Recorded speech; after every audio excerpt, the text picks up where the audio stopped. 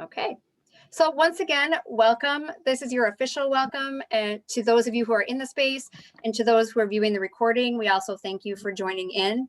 As I said before, food is what's bringing us together tonight, and that's often the case for food, right? It's an intersection point at many times, and we all have our own food stories, but not all of those food stories have happy parts in them, right? I'm especially proud to be facilitating this program, not only because it can highlight some evidence-based resources that Division of Extension provides and that our local programmers are using in the county, also because it highlights a local solution that's led by a community partner, and especially because we're also going to be highlighting youth tonight. And I really congratulate our 3 youth leaders who are in this space, because they've obviously identified and dedicated their time to the importance of food at a much younger age than I did, because I wasn't thinking about food in such a meaningful way at that time. So with that, I am going to pass it off to Lindsey Day Farnsworth, who will be our first presenter, followed by Kaelyb Lokrantz and Jarmari Jarrett, Hannah Ellis, and Jacob Bernal, our Fresh Start youth leaders.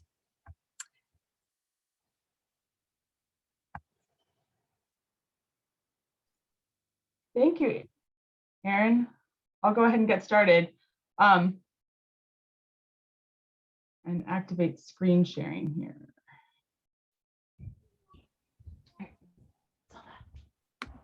What are you doing, Gordy?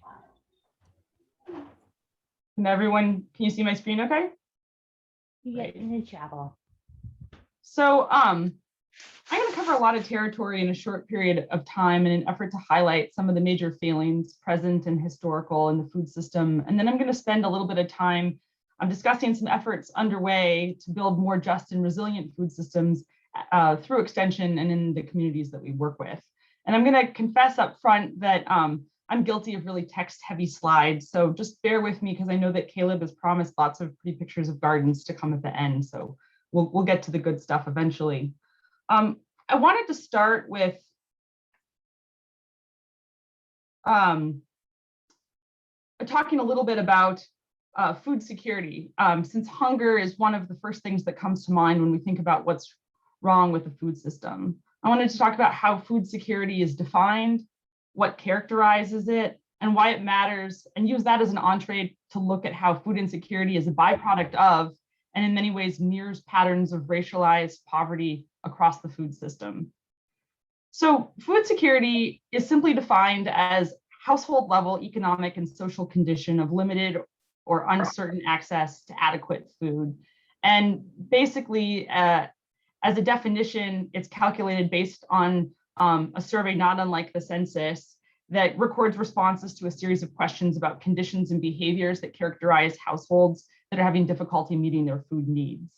So that's just sort of what goes into the statistics when you hear people throw the number around. Prior to the pandemic, there was actually a 20-year low in our food insecurity rate at the national level. So it was hovering around 11%. And when I dug into the numbers at the state level, we were pretty much at parity, so about the same. But it's important to note that food insecurity varies wildly, both geographically and across demographics. So very often, the food insecurity rate that you see for a region is much higher if you look at the child food insecurity rate, which is a concern that I'll touch on in a moment. And also, when you're looking at a number that captures the state or the nation as a whole, you're really missing variation at the local level. So prior to the pandemic, and again, we don't have good numbers on pandemic level food insecurity yet. In Ozaukee County, Wisconsin, the food insecurity rate was below 6%. And in Menominee County, it was almost 3 times that at greater than 17%. So you can see that it's really in the fine grain where you start to see nuance. Factors that contribute to food security can be long-term or temporary. So a job loss for a family or other destabilizing factors like a separation between spouses or whatever can certainly contribute to food insecurity. But the major contributing factors are economic stability. So Food insecurity is often tied to income and employment and whether individuals are earning a living wage, which is going to come up again and again in this presentation. Relatedly, Black, Indigenous, and people of color or BIPOC folks experience disproportionately high rates of food insecurity, both in our country and in our state.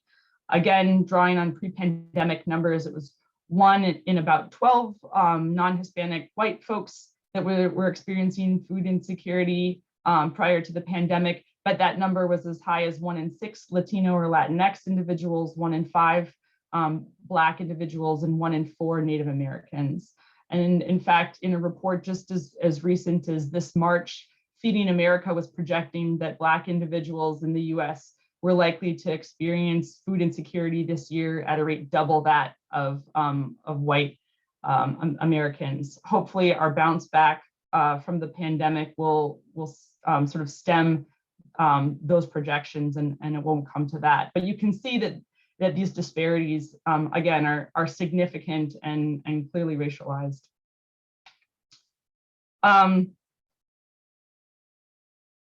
So another thing that I wanted to highlight is, in addition to the immediate stress and strain of food insecurity, there are other well-documented effects. And this is probably not news to many of you, but long-term negative impacts of food insecurity broadly fall under 2 categories.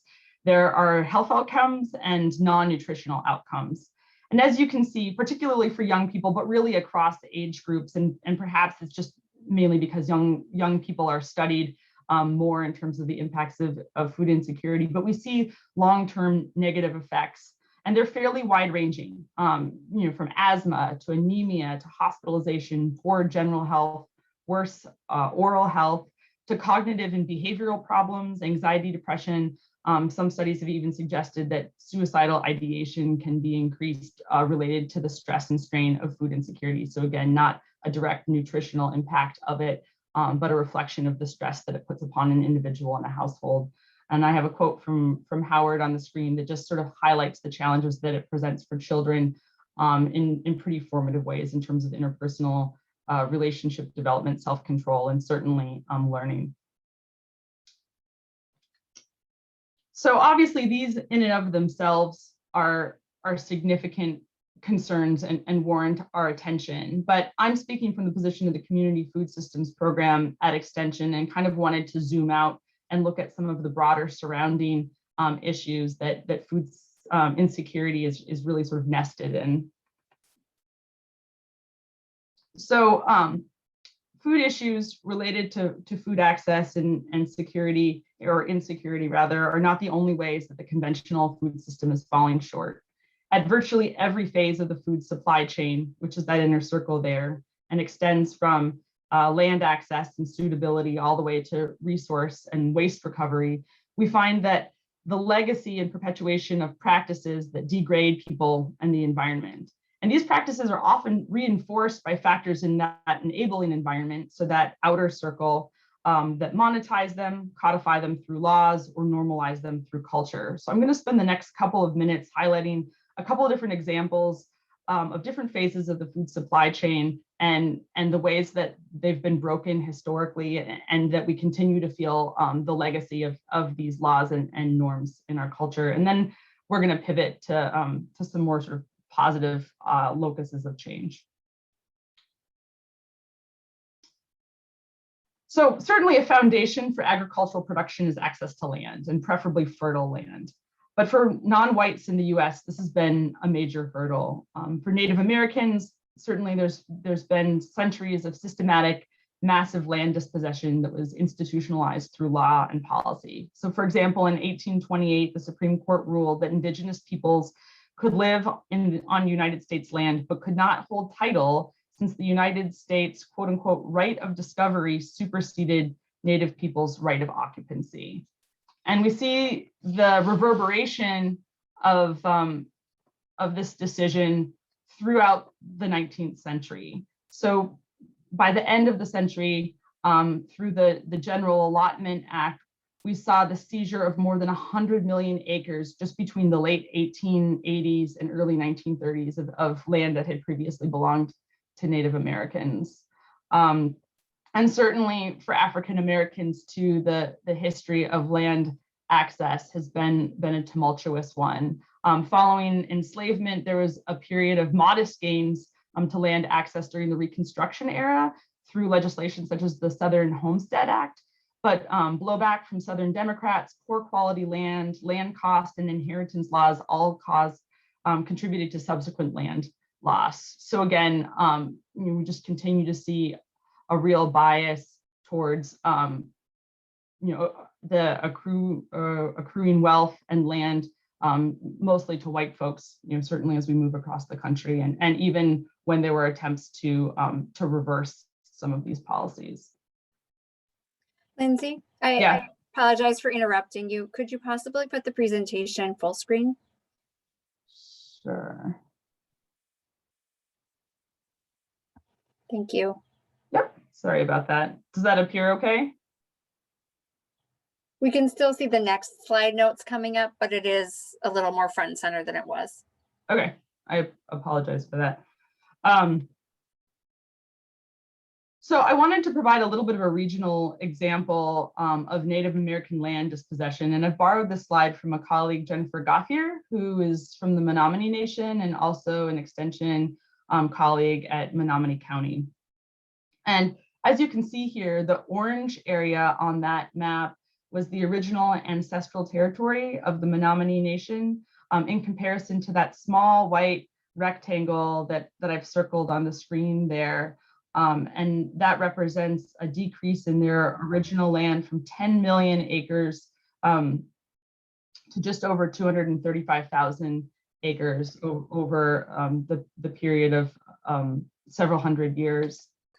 In the next slide, Jennifer has highlighted the process by which the Menominee experienced major changes in their economy, their food system, their relationship to the land, and the land itself, summarizing it in terms of 339 years of significant losses. In considering this, perhaps it's not a surprise that today Menominee County has the highest rate of food insecurity in Wisconsin and the lowest county health ranking. So here on the screen, you can see that compared to state averages, they have a much higher rate of diet-related disease, children living in poverty, premature death, et cetera. Certainly all evidence of a legacy of being disconnected from their food systems, from their land, and from traditions. Thankfully, there's some cause for hope later in this story. The intent is not just to highlight the things that have really gone wrong. So moving from land access and suitability to agricultural production, we see similar themes. Over 150 years after the abolishment of slavery, our agricultural system is still heavily dependent on a largely undercompensated workforce. So for example, farm workers remain excluded from many of the legal protections that are available to other workers. And these exclusions have roots in labor laws that were passed in the early 20th century, and they were justified on grounds that farming at the time was often a family operation with relatively few waged laborers. Certainly this hasn't been true for many decades, but large-scale farms and their lobbies have successfully maintained claims about the farming sector's exceptionalism. We also see payment structures that perpetuate poverty wages and discourage workplace conditions through disincentivizing folks from taking water and shade breaks. So, and then moving on to other segments of the food system, including food processing, retail, and institutional preparation. You can see here that in a survey last year or a study by the Bureau of Labor Statistics, 6 of the 10 lowest paying jobs in the US, this is apart from the agricultural workforce, are in the food system. So with dishwashers coming in at the lowest, followed by restaurant, hotels, hosts and hostesses, fast food workers, food preparation staff, restaurant wait staff, and cooks.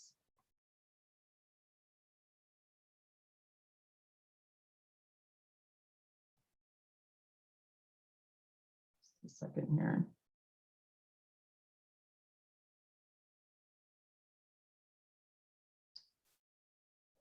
On these slides, I wanted to just highlight the ways that structural racism is embedded in the food system. So this report is relatively dated at this point, and I'd love to see the study conducted again, because I think it brings up some key points that are certainly still salient if the exact numbers are not as current as they might be. But here you can just see a disproportionately high representation of people of color in positions across the food chain, relative to their white counterparts. And the next slide shows that in each phase of the food system, BIPOC folks receive lower compensation than their white counterparts in production, in processing, and distribution. So to recap, Black, Indigenous, and people of color are more likely than white people to experience food insecurity. BIPOC individuals are overrepresented in low-wage jobs across the food system, and the food system reproduces food insecurity through systems and structures that inequitably allocate land, resources, opportunity, access, and wages. So where do we go from here? What does food security look like, and what are alternatives? The simplest definition of food security is access by all people at all times to enough food for an active, healthy lifestyle. But many people go further than that, arguing that this definition overemphasizes access while failing to take into account cultural and structural considerations. So for example, a colleague of mine, Judy Bartfeld, who's a food security specialist at UW-Madison, often talks about the 4 pillars of food security. And rather than it being strictly about access in the broadest sense, or whether a family has enough food at any given time, she really sort of breaks that down. What are the components that collectively make it possible for a family to put food on their tables, drawing from different supply chains and sources and mechanisms? So the first and foremost is economic security, and that obviously aligns with what I highlighted at the beginning is the most influential factor in terms of whether a household has enough food. And this is, of course, because food expenses are often some of the first expenses that get cut when money is tight. Correspondingly, Judy would note that good jobs, affordable housing, healthcare, and a strong income safety net are also all important factors that contribute to a household and community's economic security. The second pillar is robust federal food and nutrition programs, such as the Supplemental Nutrition Assistance Program. Here in Wisconsin, that's known as Food Share. School meal programs, summer meal programs, WIC, and senior meal programs are also a part of the suite of resources that are crucial in terms of providing year-round access to quality food for folks. The next component is a strong emergency food security network. So these are the food banks and food pantries that people rely on, and they provide a critical backstop. In some cases, for folks, there'll be sources of long-term food security, and in other cases, individuals between periods of unemployment or during other challenging times, might rely on them for a short period of time. So a good complement to some of those federal programs. And then the fourth pillar are vibrant, accessible, and affordable food systems. And Judy describes this as seamless access to affordable and healthy food through a diverse and economically sound network of producers, distributors, and retail outlets. So these are not necessarily situations where people would be getting access to free or reduced food, but having grocery stores that have affordable product that are accessible to you is also an important part of that broader system. From my vantage point, we think about food systems a little bit differently, and that kind of gets into the next slide. So another way to think about food security is community food security. And this is a broader account that focuses not just on food access, but also on cultural relevance, justice, and sustainability. And this is really sort of the framework that we use at Extension to help us think about how we want to approach our programming, at least in the community food systems program. So I just want to take a moment to sort of focus on this definition, and then I'm going to get into a sort of a corresponding framework. And that's, again, community food security is a condition in which all community residents obtain a safe, culturally appropriate, nutritionally sound diet through an economically and environmentally sustainable food system that promotes community reliance and social justice. So that's a lot to unpack, and I'm going to try to do just that in the next slide and through a couple of examples.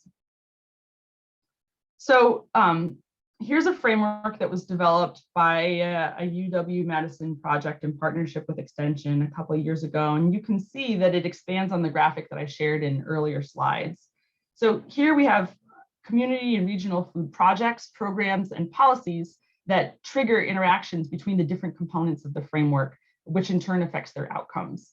So for example, if we make or change policy, so that would be in this outer circle here, we're modifying a component of the enabling environment to alter specific food systems activities in that inner circle to achieve some social, environmental, or economic outcomes. So an example that I sometimes use is the USDA Value-Added Producers Grant Program. This is a USDA grant program that's administered by state departments of agriculture. So it's a policy intervention. It would go in the outer circle there. And it's used to incentivize changes in agricultural production, processing, marketing, and consumption. So say a producer right now just grows tomatoes. This is an opportunity for them to expand their market by maybe also making tomato sauce. So that's going to enhance their market access. And the same would be true for other state or federal grant programs where we're really trying to sort of modify the stages of the food supply chain and who has access to markets as a result of policy and investment. And in this case, the goal that's trying to address on the left side of this, we used to call it sort of the bicycle chain, is thriving local economies. And I just want to speak to that left side. What matters in terms of this left wheel and the values that are in it is that that's what differentiates policies that promote sustainable and community food systems from conventional food systems. It's not just about scale or geographic proximity, which folks often think about in terms of local food, but it's about the social, ecological, and economic goals and outcomes of the system. And it's with this thinking in mind that Extension is developing some of its new community food systems programs. And we're actually in the process of finalizing a plan right now. How am I doing for time, Erin?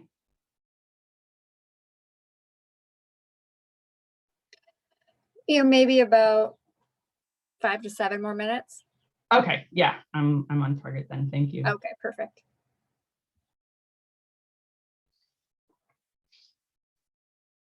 So last year we launched our food entrepreneurship ecosystem development project. And this effort was built on research, national research that showed that business ownership is an important vehicle for wealth creation, especially among members of disadvantaged communities. Some of our partners at the Ag and Applied Economics Department here at Madison have also found that Black, Indigenous, and people of color entrepreneurs often, they actually have a fairly large percentage of small food businesses in Wisconsin compared to some of the other sectors.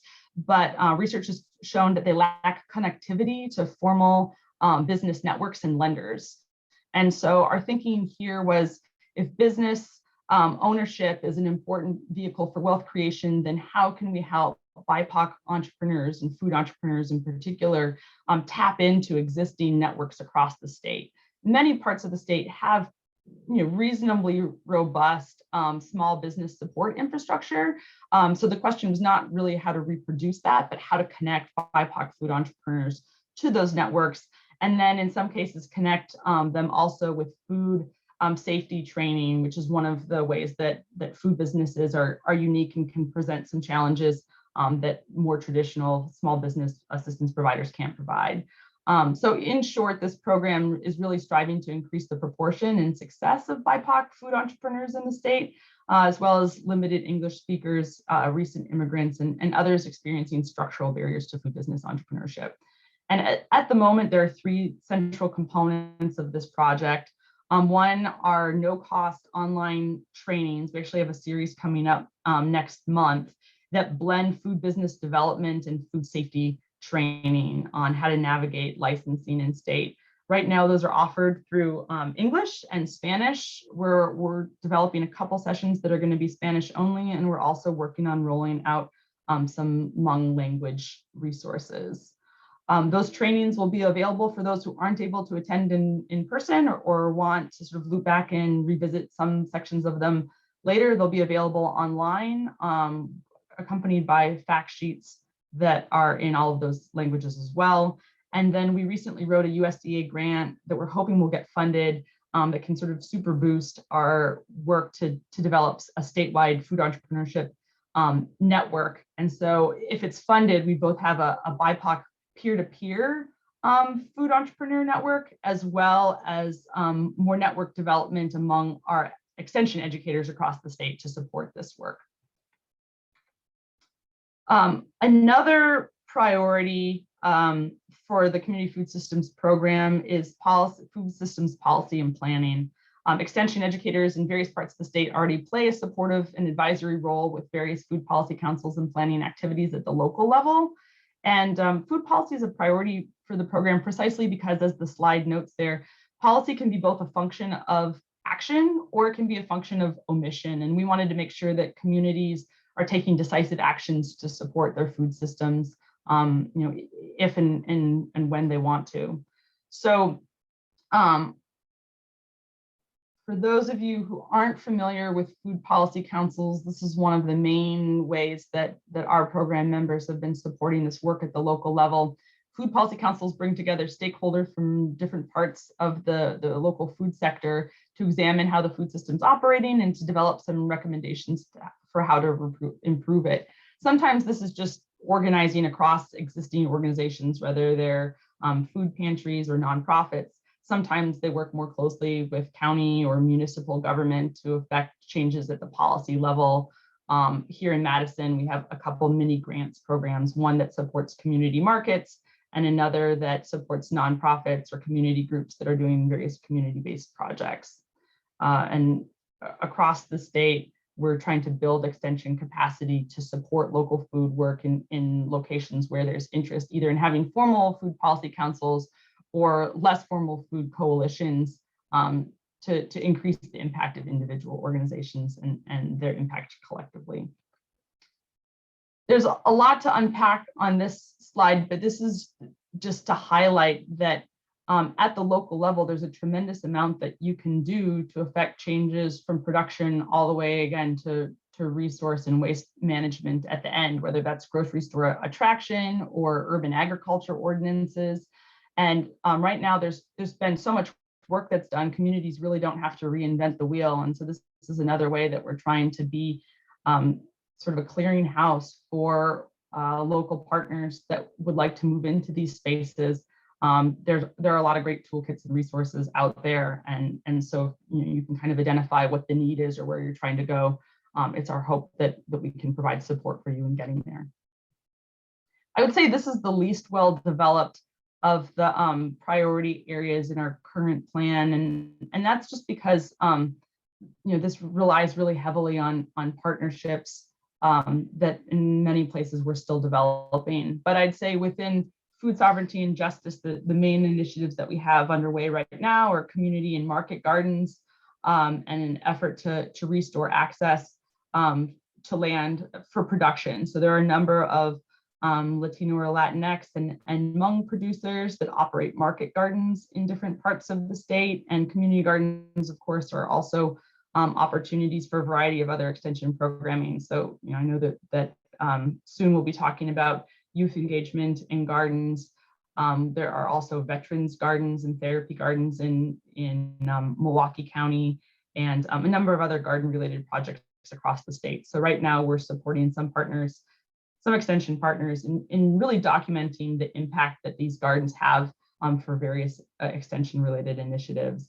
And then the other piece is working closely with tribal partners such as Menominee Nation in supporting their own tribal led food sovereignty work. So this is where extension kind of needs to take a back seat and come when we're invited and figure out how we can support tribal partners by connecting them to UW-Madison research resources, through grant writing to access federal technical assistance or funding, and in other ways.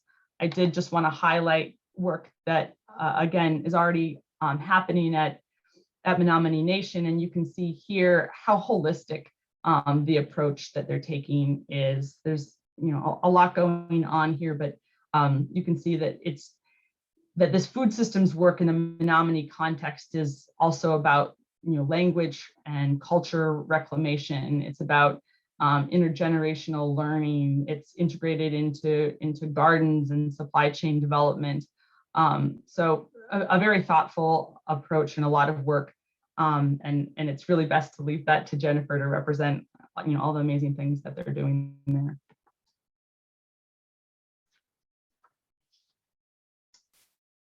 So I just wanted to close by returning to the community food systems framework. And I guess I should say that it's my hope that as we engage the values in that left circle to inform our approaches to the activities in that right center circle, and as we work to change policy, to build wealth in BIPOC communities and to support the reclamation of culture, language, and food sovereignty, that will improve community economic stability and well-being in ways that help undo the structural factors that contribute to food insecurity, as well as the racism that underlies it. That concludes my portion of the presentation. Thanks so much for the invitation to present.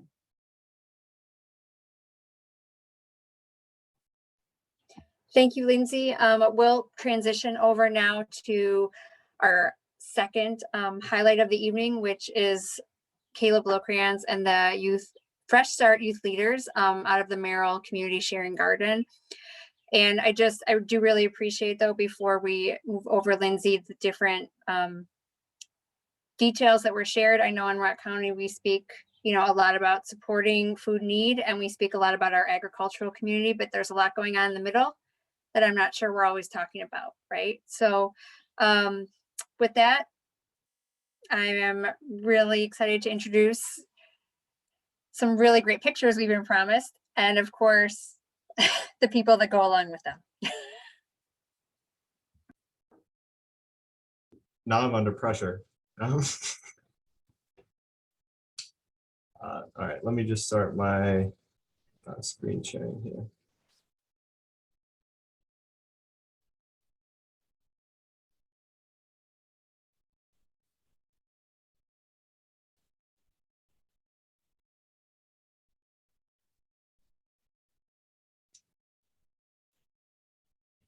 All right, did that come out okay? Okay. All right, so good evening. My name is Kaelyb Lokrantz. I'm really lucky to be the coordinator of the Merrill Community Sharing Garden. I am going into my 4th year right now of being the coordinator of the facility. So I just want to give you guys kind of a layout before we start really talking about the garden and the purpose, and we'll already hear from some of my students. I want to give you a general idea of where we're at and what the garden looks like. What you can see in the red right there, those 3 lots are all within the heart of the Merrill neighborhood in Beloit, Wisconsin. We are very lucky that we have 3 connected lots. It's a very unique situation to have that such a high density residential area. And this is always really cool for some of you who have been there, and you'll see in the next slide, what it used to look like, and for some of you who have been there, this should come as kind of a shock to you to see.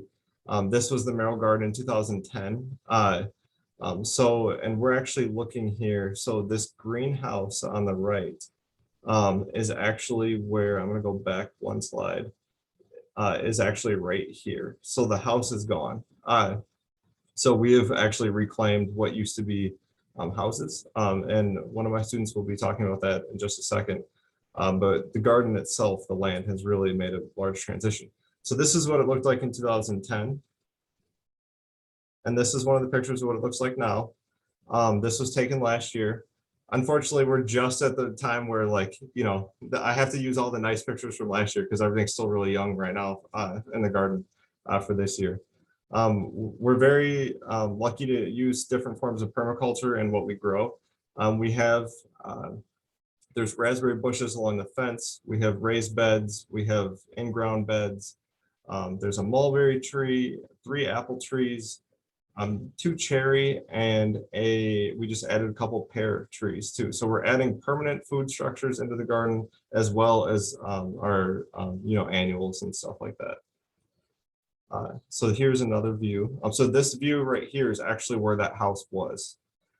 So this is, it looks completely different. And we've done different things with the soil to help make sure that we've been able to grow food in that area. And then this is the view coming in from the Nelson side. So this is that single lot that's on the back.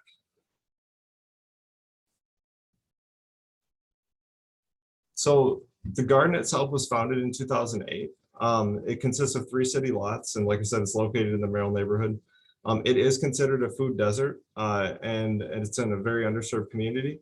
The garden itself is actually, with COVID and how COVID has changed so many different things in our lives, the garden itself actually saw a huge uptick of people using the garden for a food source, is something that I observed from last year. Due to COVID, and also due to the local grocery store actually shut its doors about 2 years ago. And since then, the garden has become a more permanent food source for some people.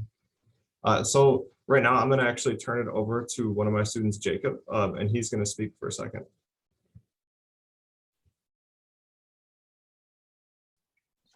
Hi everybody, my name is Jacob Bernal. I'm a fresh start student. The Merrill Community Sharing Garden has benefited the community in so many ways. Before the garden was created, there were houses that were filled with drug activity. Those houses were eventually destroyed, and we were able to turn it into the garden. This helped benefit the community by reducing the drug activity, making the community a safer and a happier place. The Merrill Community Sharing Garden also helped low-income families get access to free, fresh food. The Merrill Community Sharing Garden also benefits the wildlife in the ecosystem. We currently have a big problem with bees dying off, and with the garden, it helps provide bees with nectar and pollen. Thank you, Jacob. These are, we actually just added these signs in last year. They were kind of unwritten rules, and then one of the volunteers of unwritten rules of the garden, and one of the volunteers actually pointed out to me last year, if you move into the neighborhood, there's no actual rules for, unless you've lived there for a long time, you might not know. So the rules that we have for the garden is that the food is free. You take what you need and you leave the rest for others. We're a community sharing garden, so it's set up in a way that community action employs me to take care of the garden and to facilitate projects and to teach the Fresh Start students about growing their own food and food security and sustainability and all that good stuff. We tend to see, a lot of community gardens kind of can hit a bumpy road when you have people who are all doing their own plots. Because then, some people might lose interest, or, some people pay for that type of thing. We are an open sharing garden so that anyone at any time can walk in and just pick anything that they need at that moment. Another rule that we have is to remain on the path as much as possible to protect the plants, and to also respect all forms of life. It's kind of become a joke in the garden now with the students that we have a literal ton of garter snakes. So they are always freaking out every time. But I always have to say, don't kill it, or don't mess with it, just let it go. We try to teach that too, except Japanese beetles. That's the one thing that I say, go ahead and take out. So the mission of the garden itself is to transform a vacant lot into something of greater beauty and purpose. It's also to create opportunities for broader community engagement in the Merrill neighborhood. The Merrill neighborhood has kind of been left behind in Beloit for many years. And there's a lot of different factors that go along with that. And a lot of that was what Lindsey was talking about too. You can add in, that it's an old industrial neighborhood, that when a lot of industrial jobs left, from Fairbanks, then the neighborhood kind of fell apart with it. The garden itself is actually the lowest income 6-block radius in Rock County. We've looked and did some minimal research, but we actually think that it's one of the lowest income communities in southern Wisconsin as a whole. And you see stuff like with environmental effects with Fairbanks and not necessarily Fairbanks, but also like other facilities and stuff like that. Over the years, the neighborhood kind of just got fallen behind. Another rule is to produce as much fresh produce as possible for our neighbors. It's become a thing. Any other neighborhood, this would be a really weird thing, but when we have extra produce, we actually go with that stuff that hasn't been picked and needs to be picked and consumed. We actually pick it and then we bag it, and we just leave bags of produce on people's porches in the Merrill neighborhood. So they could come home from work someday and they just have a bag of carrots, or they might have some tomatoes, okra, whatever that we can find. We also tailor everything that we grow to the neighborhood. So if I get a request to put something in, I will make sure that I can, if it's reasonable and the climate can handle it, I'll make sure that I fit that into what we're growing. So in traditional, I've gardened for a long time, but I didn't grow okra or tomatillos or collard greens or anything like that. I just learned what papalo was, we seek that out and make sure we can try to provide that for people. So now I'm going to turn it over to one of my students, Jamari. Hi, so the Merrill Community Sharing Garden has basically helped students in a lot of different ways. One of those ways being connecting with our peers and connecting with our community. And it has helped give people a healthier option. Instead of going to the grocery store and buying your produce, you can go to your local neighborhood garden. You can also, it's just naturally just brought the community together in general. And it has also helped a lot of students in our program make a difference and set paths for others to make a difference. And thank you. Thank you, Jamari. And we also do, so the Fresh Start students are the main student group that's with me, but throughout the summer, the Fresh Start students aren't in session. So we actually open up to other area programs too. And those programs would be the Statewide Boys and Girls Club, the Merrill Community Center, Merrill Elementary, and Community Kids. We're looking to keep expanding that role and have more groups come down. But it's a really cool thing when you see really young youth too also getting engaged and wanting to learn and be a part of this. And there's a really great urban farmer named Ron Finley, who was from South Central Los Angeles. And he was like one of my inspirations too for continuing on with when I came onto the Merrill Garden. And he was always famously quoted as saying, if you teach a kid to grow spinach, then he's going to be invested in eating that spinach that he's grown. So if you teach someone at an early age about the importance of growing your own food and knowing where it came from and knowing what's been done to it before it got to your plate, then that really sparks a lot of interest. So we actually do a couple different areas of soil management out in the Merrill Garden. We do something that we collect a lot of cardboard for people. So what we actually do is we reset beds by putting cardboard down, and then we put topsoil and mulch and everything. And that kind of helps because the property was left to its own for a couple of years before I came on. So there's a lot of different weeds that are found on the property. So we've been able to slowly just go bed by bed and reset them by putting this cardboard down, bringing in new soil and starting over. And it's really become kind of cool to watch that transformation. Another thing that we do is we talk about and we implement cover crops. Cover crops are traditionally seen as something done in large agricultural fields, but they are also able to be done in small gardens too, or large gardens. And this picture here is actually crimson clover. The students all kind of know. It was like I kept having like a moral crisis because I'm like, okay, it's so pretty. I don't want to cut it down, but I'm supposed to cut it down, and the bees are loving it. And I'm like, but then I'm not going to be able to grow food there. So it was like, eventually we had to cut it down. But the theory behind cover crops is that it pulls really good nutrients out of the air and puts it back into the soil.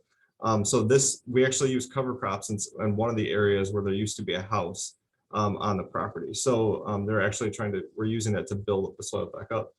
And then we also use like traditional tilling methods, rototilling. And this is Hannah.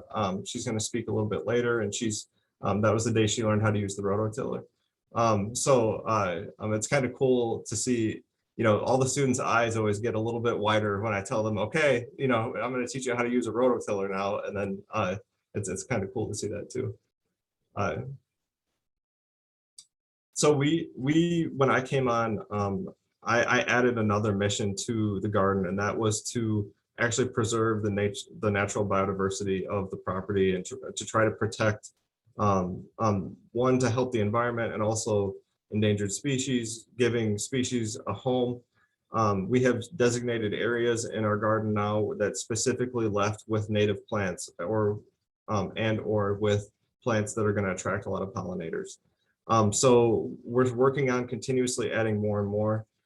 This is one of our one of the more well-established ones. We've been really lucky that throughout the years we've had a couple private donors, and we've had a couple donations from the Rock County Conservationists and a couple other different groups that have been helping us give us native plants so we can restore them back to the property as well. And we've also added bird houses, and I'm working on trying to get a bat house out there as well.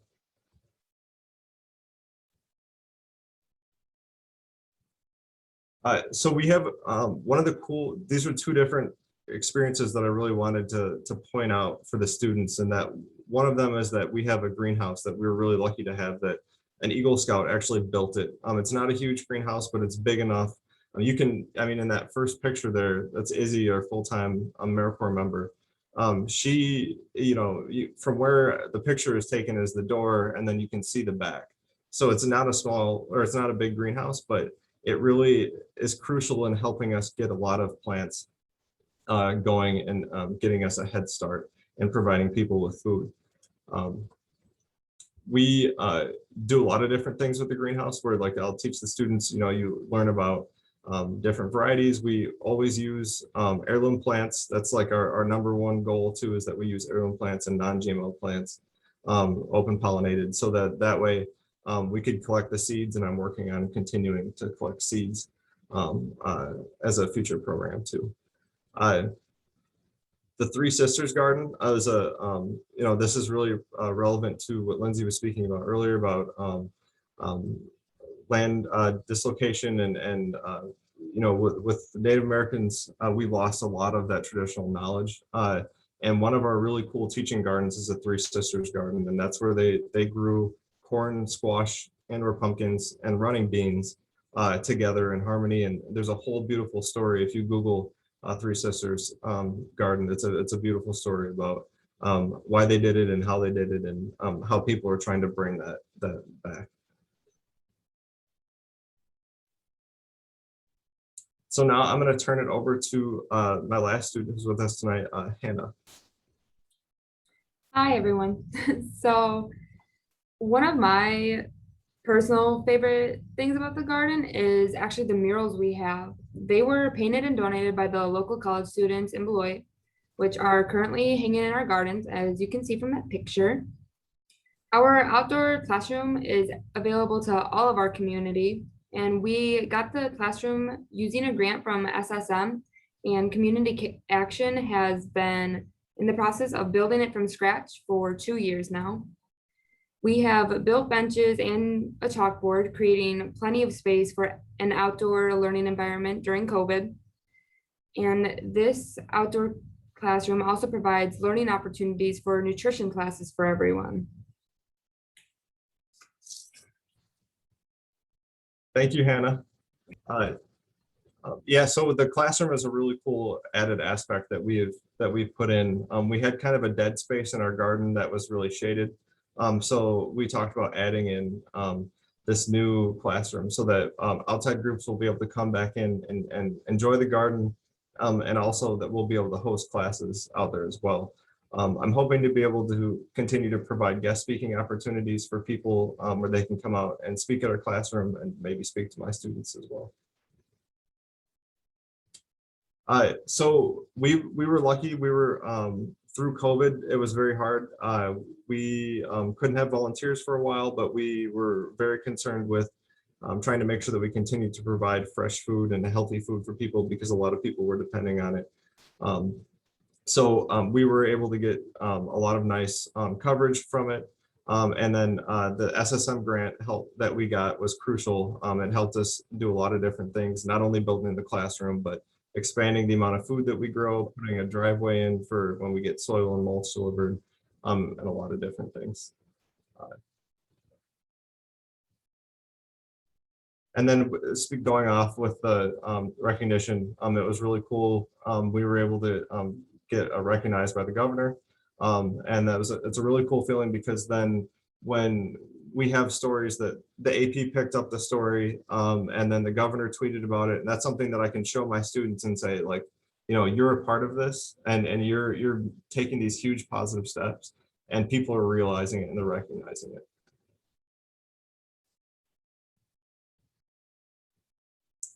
So we actually have community garden days. So the public is open to come in at whenever they want. The garden's always open, but we have designated days on Saturdays where people can come in and I'll be out there from 9 a.m. to 12 p.m. And just to talk or volunteer or just to see how things are going. Nice daddy. Hey, Catherine, you're not muted. That is my fiance with my 6-month-old daughter. That was really cute.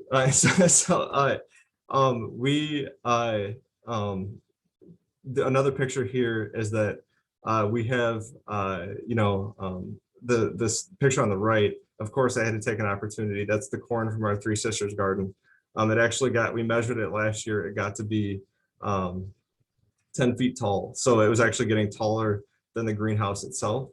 I try to push people's boundaries out there too with the types of food that I grow. So I grow things that aren't traditionally used in diets. And then I also grow things that are, unique. So like this year in our Three Sisters garden, we have red corn. And last year we had green kernel corn. So it's things that, we're so used to what we see in the supermarket and there's so much more variety out there and to kind of get people used to that.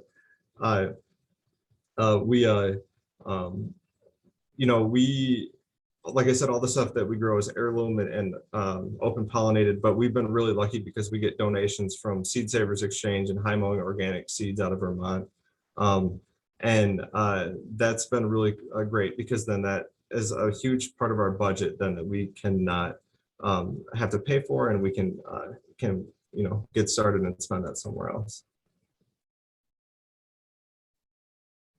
And these are just some more photos. These are actually, most of these are from this year. The one on the right above the community action logo was our last community garden day.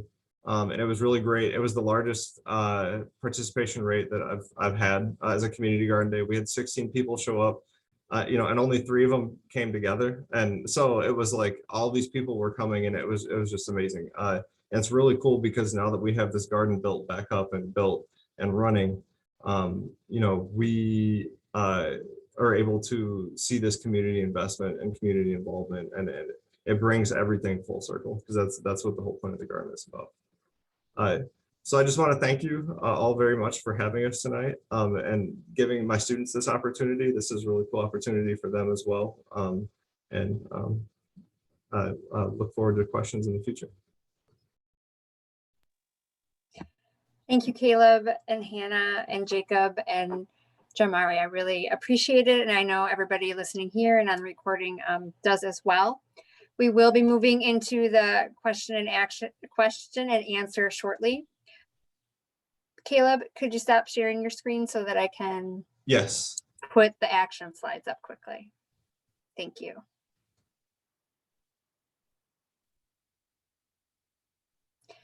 So before we move into the question and answer, we do want to share our call to action slides that we always do. We are sharing them at this point because it's possible that you'll have questions of our speakers related to these slides. And I would just say, because I'm doing the same, breathe deeply, right? You might be like, whoa, that's a lot of information that I never knew before. And I feel like I don't know very much, right? And all you can do is just start. So the first, what can I do, like always, is to self-educate. Like Kaelyb was saying, make an effort to know where your food comes from. And that can mean anything from growing the food yourself, to researching the companies you buy from, to finding local options, right? And we have some local options that are listed there. Take advantage of those educational opportunities. Obviously, the Merrill Community Sharing Garden is one. There are others where you can grow a little extra if you're already an experienced gardener and donate to local food pantries. Plant a Row for the Hungry and Cornerstone of Hope are examples of that. And don't worry, I will put all the links into the chat after I'm done screen sharing.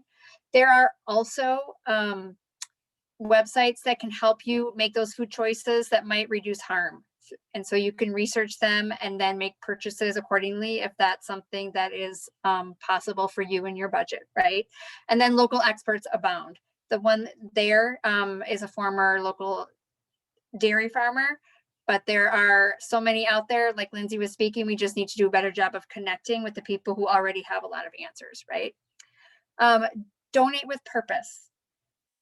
And I know I have several of my colleagues on this program tonight, which is wonderful, but Foodwise in Rock County has been working really hard with local pantries to incorporate strategies from the Safe and Healthy Food Pantries Project, right? Some of the key bullet points are listed there below.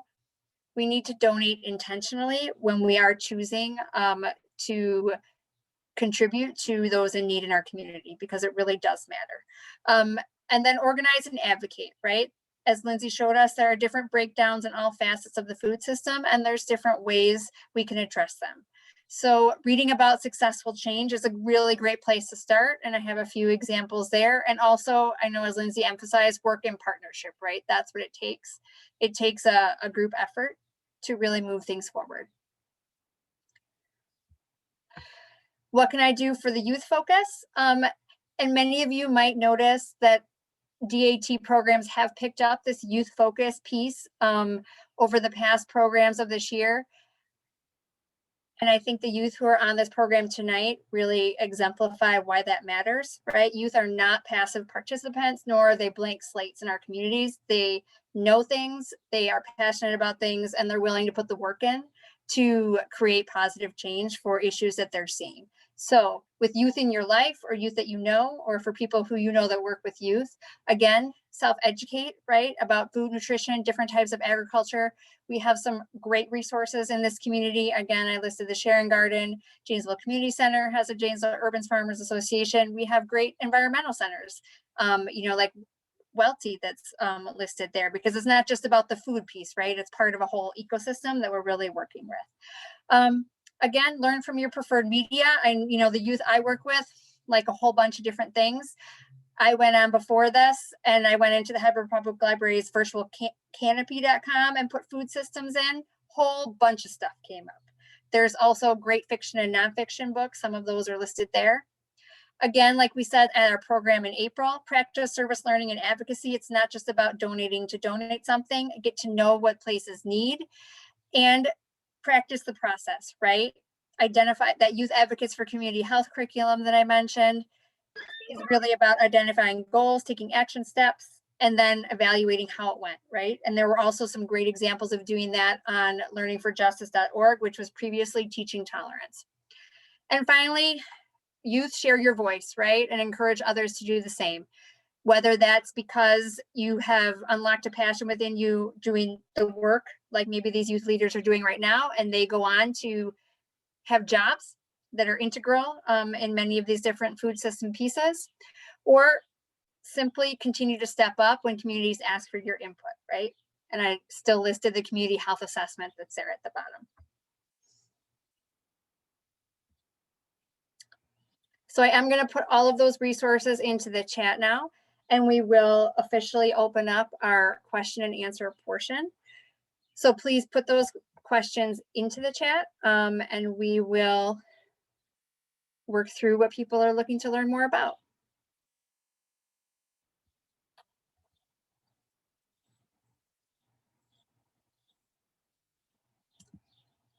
And I'll have those resources in the chat here in one moment.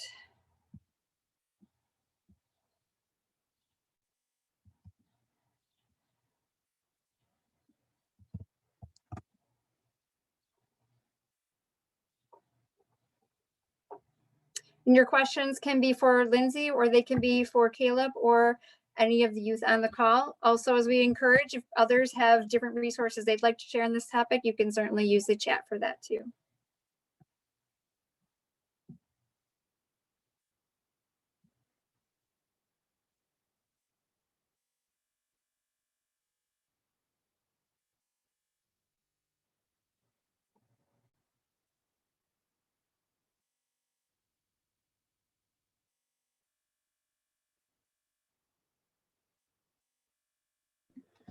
Hi, I have a question for Kaelyb.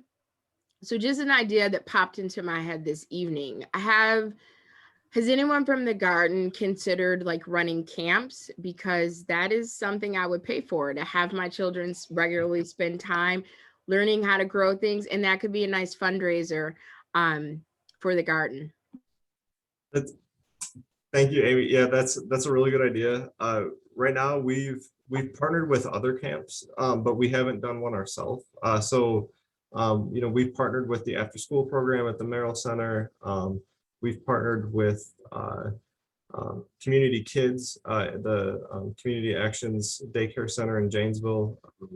We've partnered with the Welty Environmental Center, where they've come out and used our site as a location as well too. But I think it's really cool, and I really like that idea. I definitely think that right now the garden, the only employee of the garden right now is myself. But I think that it would be like, that's somewhere where we can take that in the future when we have more staff as well too. Thanks, Kaelyb. Kaelyb, I think that Neil accidentally private messaged me this because he said, Kaelyb, has there been vandalism at the garden? Has there been what? Vandalism? So, this is a good question. And it's a very complicated question. So, the short answer is yes. Yes, there has. But I look at it when I first started, there was some vandalism that happened because it's wide open, anybody can come in at any time. But I look at it as the garden is going to have the same problems as the neighborhood that's surrounding it. So the garden is there as a resource. At first I was getting really frustrated, and to be honest, the vandalism that happened was it's just youth. It's youth that have, not like my students' age youth, but who are younger. They have nothing else to do. So I'm a huge advocate for more after school programs, more things to get people involved. The other thing is, since students have gone to virtual learning, I've seen a lot more kids out in the neighborhood. And then that kind of all throughout the last year, that kind of created a very open space for kids to just kind of be able to do whatever they want. So that had a little bit of an uptick with that too.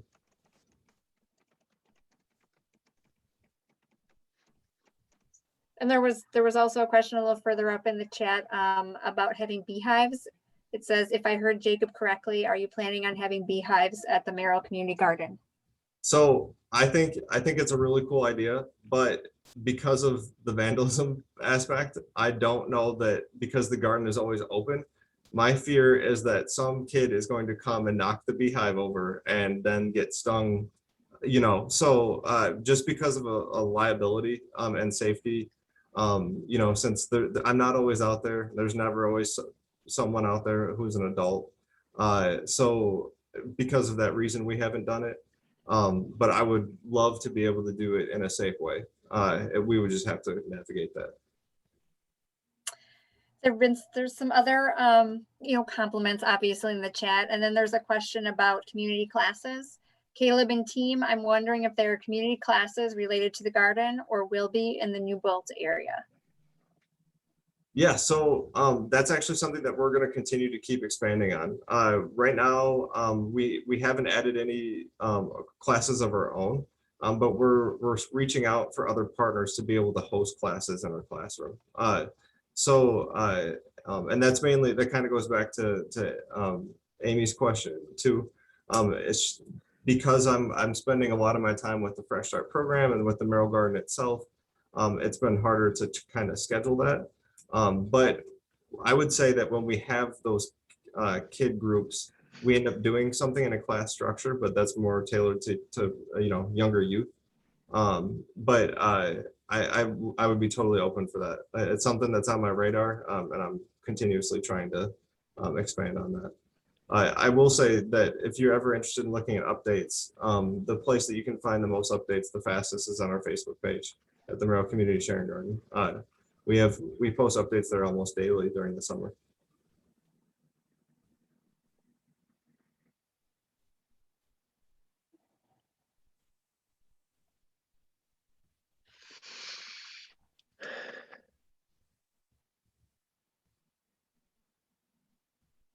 Some more recognitions in the chat, which I believe is referring to the Janesville group that I mentioned earlier, the urban farmer piece in the 4th ward. So thank you for that. And then question, are there further lots to expand to in the future? And I assume that's for Merrill. Yeah, so we have the 3 right now. If it was up to me and if I had the manpower and the time, every vacant lot would be some sort of food source. But we're gonna continue to keep working on that. We've been trying to help. We've actually partnered a little bit with Janesville Urban Farmers. This kind of combines both of those last 2 things, Aaron. We've been working with Janesville Urban Farmers. We've been working with St. Paul's Episcopal Church in Beloit.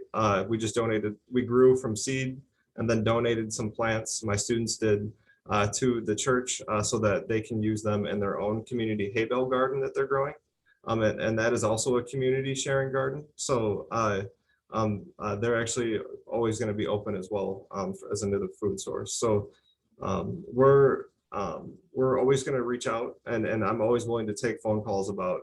I have people reach out all the time and say, hey, I'm interested in starting a community garden, and I'm willing to help out in any way possible.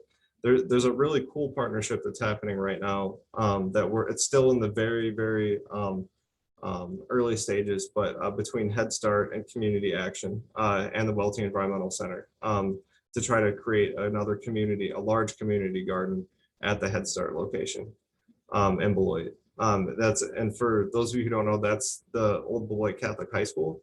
So they have a ton of space behind their facility. We're looking at different ways that we can kind of try and expand and help them as well. And then more of just a logistical question. How does the garden get water? That's a very good question, because that's a very crucial question to the garden. I'm gonna let does one of my students want to answer? One of you can. I don't want to do but if you don't want to, I'm seeing some scared faces staring back right now, so okay, I'll take that as I'll answer. So we have a pump that's a spigot that's actually located at the porter side of our garden. And the only problem is that it is in the far corner of the garden. So that is our only water source. So we connect 4 or 5 hoses together and then drag them, across all the different areas. We're working on getting rain collection built off of the shed that we have. I have to mention this because I was reprimanded by my students that I did not include a picture of the shed in the PowerPoint, because we just painted it like a bright, almost in your face baby blue, so it really stands out. And my students just did that.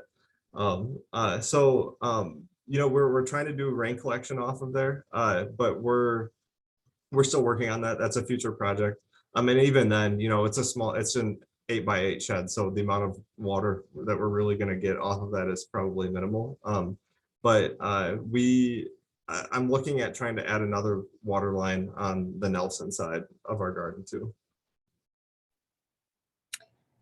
So I actually have a question, I think, for Lindsay, now that I've heard so much about the garden project specifically. So if we think about something like this garden as an example, right, of a best practice that's growing, what happens to move something like that into something that's, you know, more of a broader reach, right, with some of those other pieces you were talking about? I mean, can something like that build into some of those other pieces, or does that work generally start somewhere else? I mean, in some ways, that's one of the questions that we're trying to answer with some of the evaluation work that we're going to do with gardens in the Milwaukee area in particular this summer, is trying to understand through a process that we call ripple effect mapping what the impacts are. And, you know, I think youth development is a great example. There's some great projects that deal with formerly incarcerated folks where gardens become sort of an opportunity for re-entry. And, you know, gardens are kind of these optimal classrooms because, you know, everything can be translated to some kind of learning, whether it's about business development or biology or, you know, really you name the topic. And so we're trying to dive deeper into that to understand, you know, what is gained through these garden classrooms.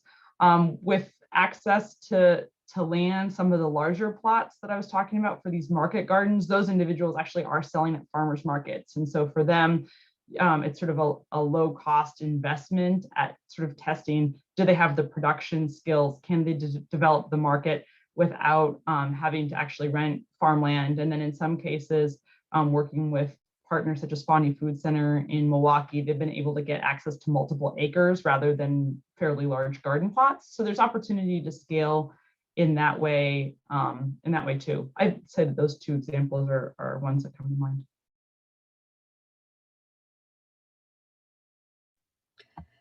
Then Stephanie also had a comment. Kaelyb, you mentioned red corn. What other heirlooms are you trying out this year? And then she makes a reference to the limited grocery store produce with the varieties that are grown for shelf life rather than flavor. Because yes, I think as Lindsay pointed out, there are a lot of decisions made in our food system that are made for not optimal reasons, right, for our health. Yeah. So other heirlooms? Yeah, so we have that red corn. We have a lot of different tomato varieties. Of course, I can't think of one of them right now off the top of my head. But we have like Clemson spineless okra. We've started growing out there too, and we were really amazed last year that it got like 5-6 feet tall in the air. And okra is really pretty in itself because they have beautiful flowers on the plant. So some people grow it as an ornamental plant to begin with. It's the other thing too is we do a lot of like herbs. We do a lot of we have like a whole beds designated to herbs. We actually have an entire part of a raised bed that's solely cilantro that has actually just been reseeding itself every year over and over again. And I just let it go and I just let it fill the bed because there's so many people that use cilantro out there. It's so cool because when I get those seeds donated from Seed Savers Exchange, there's always like just stuff that I've never even heard of that I'm like, what, I have to look at. We're going to grow some Long Island cheese pumpkins this year. We are going to, I'm trying to think of what else is out there. A lot of different heirloom varieties of sunflowers. Sunflowers are a really easy example for what I'm using with the youth when we do seed saving. It's a very tangible, like easy, youth of all ages to do that, to proceed saving for them as well. I think there's a second part to that, but I don't know if I answered that. I can't remember what the second part was. No, Stephanie shared some information. There wasn't a second part to the question. Yeah. Yeah. So about the food and shelf life. It's amazing, the amount of people who, like, we have heirloom strawberries, we have like all these things, and when they eat strawberries out of our beds, they're like, this is I have never had a strawberry like this before. It's because they've always had strawberries that were from the store. And same thing with the tomato. Like people tell me all the time they don't like tomatoes, and my response is, do you not like mass grocery store tomatoes, or do you not like actual like organic heirloom tomatoes that have been grown that season? Because the funny thing too is in the Merrill neighborhood, it's a super diverse neighborhood. So it's so, I'm learning so much while I'm out there too, because we have like a lot of Hispanic families that will use things that I didn't even know, there was a use for. And then usually, and it's been so great. Usually like an older Hispanic woman from the neighborhood will come in and then she'll start picking something, and I see her picking it and I'm like, to me, that's a weed. I'm like, what are you going to do with that? So then she explains it, and then we start, and then I start telling more people about that, and I try it myself. The other thing is with tomatoes, I plant about 80 tomato plants every year, and in the garden, 80 to 100 tomato plants. And I'm going into my 4th season. So in the 3 years that I have grown tomatoes out there, I have seen 3 large red tomatoes. So that means either that people are picking them because they want to take them to ripen, or, which is, I think the second answer is more prevalent, is that there's so many people who want fried green tomatoes in the neighborhood that they're coming out and taking the tomatoes before they even get anywhere near. My first year, I thought it was so cool because I had a whole tomato bed that was like purple, Cherokee purple, and white and yellow and dark red and light red. Never saw any of the color, like, because everybody wanted green tomatoes.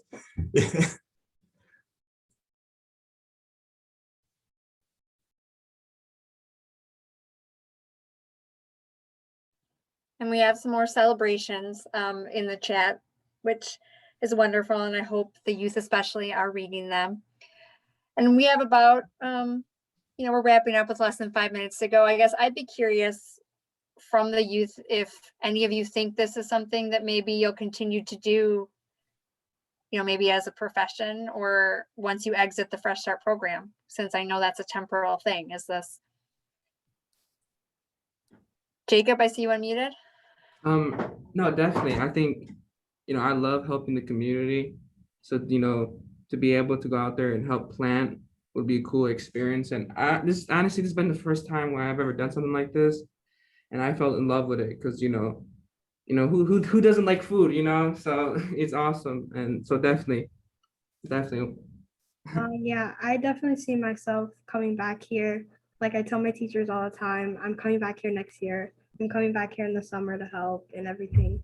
I like this because it was a learning experience and I want to keep doing it and helping out. I also feel the same way, and I tell Kaelyb all the time, like, I plan on coming back in the summer to bug you. Like, I'm gonna be around. And plus, growing up, my mom's always had gardens, so I've also kind of been involved that way. So I'd be interested in, when I get my own house and everything, maybe investing in something like that. Of course, I'll have to ask Kaelyb how to do it, though. Thank you. Well, and thank you all 3 of you for saying that. The hard thing for them is that we have them during the normal academic year. So we get them in August and then they leave in June. So, they're missing the entire, like, really great part of the garden. So it's always great when the students do come back, who really enjoyed it, because they can see all those things that they planted months ago, or that they started from seeds in the greenhouse and can get going and see them now 5-6 feet tall out in the garden. And it looks like maybe our final question for the evening is about donating to the garden, Kaelyb. So if you have information about that, please feel free to provide it. You've obviously touched, some hearts here tonight. So Thank you. I will put it in the chat, and when you go to select, you'll get an option.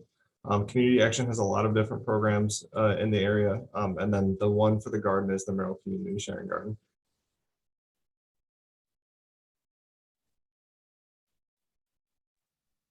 wonderful. So once again, thank you for all those questions and answers. I know Kaelyb says he's generally available for more as they come. Obviously, that's true for any of the pieces that Lindsey presented on as well. If people had more wanted any more information about those pieces or how to continue working on them, we absolutely can follow up. It's definitely something within our office that we're looking at. And just as a final closing, we always want to give you an update about what's coming up. Remember that the recording of this program will be posted on the Hedberg Public Library YouTube channel, and there is a playlist for the Diversity Action Team program. So if you've missed another one, feel free to go back and look. You can always check the website and partner Facebook pages for other upcoming events and registration. There are pieces shared all the time. And of those pages, that also includes the Allies of Native Nations Facebook page. There's a lot of great opportunities there. And we have talked a lot about Indigenous culture tonight. So check out a food opportunity. On those places is also where the links and the action steps will be posted again. So if you're interested in contributing to programs, this is the end of this program year. We're always looking for more people on the programming committee, and that includes youth. So if you think that you have programs to champion or know people who know people who know people who are doing great things, that committee would love to have you.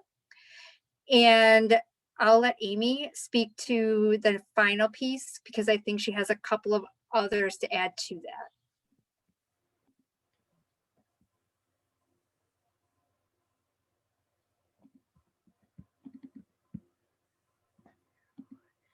Thank you, Erin. So just some upcoming community events. The first is Monday, May 24th at 5:30 to 7, which is Black Maternal Health, the risk of becoming a mother. So that is our May topic for courageous conversations. And then also the YWCA Rock County is hosting our spring lunch and learn on Thursday at May 27th from noon to 1.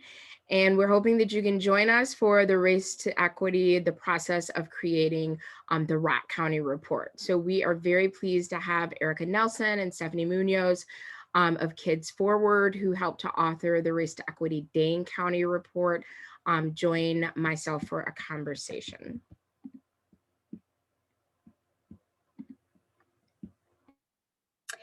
So with that, I believe that concludes our program tonight. Thank you again to all of our presenters and our partners, and for all of you for attending and for caring about food. And have a great night.